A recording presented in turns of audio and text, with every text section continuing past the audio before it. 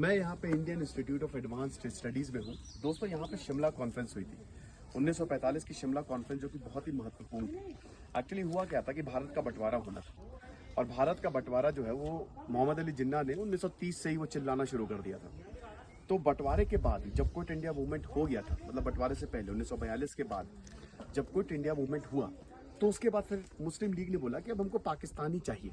ठीक है, तो जो हमारे लीडर्स मिले थे, जो उस समय के viceroy Lord Wavell, Jawaharlal Nehru और इधर मोहम्मद अली जिन्ना, यानी कि इंडियन नेशनल कांग्रेस, ब्रिटिश और मुस्लिम लीग, वो तीनों यहीं पे ही मिले थे, समझ रहे हो। और वही शिमला कॉन्फ्रेंस, हालांकि उसमें कुछ निकल नहीं पाया था क्योंकि कांग्रेस चाह रही थी कि बंटवारा ना हो और मुस्लिम लीग चाह रही थी कि बंटवारा हो, तो कुछ सोल्यूशन नहीं निकला। फाइनली ये है कि कैबिनेट मिशन प्लान है 1946 में, तब जाके कुछ सोल्यूशन निकल पाया। अल्टीमेटली तो 1947 में ही निकला। लेकिन शिमला कॉन्फ्रेंस दोस्तों यहाँ पे ही हुई थी, और बड़ा ही इंपॉर्टेंट। आज तो ये Indian institute of advance studies है, लेकिन एक समय ये ऐसी चीज़ों के लिए यूज़ किया जाता था क्योंकि ब्रिटिशर यहाँ से बस जाना चाहते थे। पूरे शिमला को ब्रिटिशर ने बनाया, आपको पता ही है।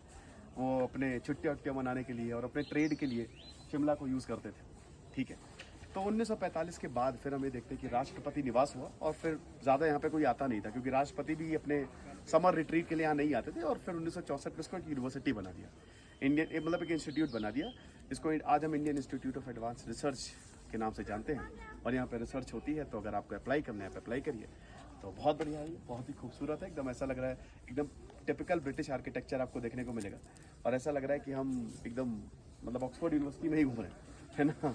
और बाकी ये शिमला तो है ही बहुत ही ज़्यादा खूबसूरत। तो बेसिकली ये सब शिमला में ही है, आपको मैं बता दूँ। वैसे इसको बनाया ब्रिटिश के लिए ही गया था, लॉर्ड डफरिन के लिए किया गया था। उन्होंने इसको अपने लिए बनाया था 1884 से लेकर 1888 तक, जो समय वाइसरॉय थे, इसलिए इसको वाइसरॉय लॉज भी बोला जाता है। तो कभी आप शिमला है तो कंफ्यूज ना हो, क्योंकि कई जगह आपको वाइसरॉय लॉज भी मिलेगा, बट वो एक ही है यहाँ। ठीक है, तो ये शिमला कॉन्फ्रेंस के बारे में ब्रीफ जानकारी। Thank you so much.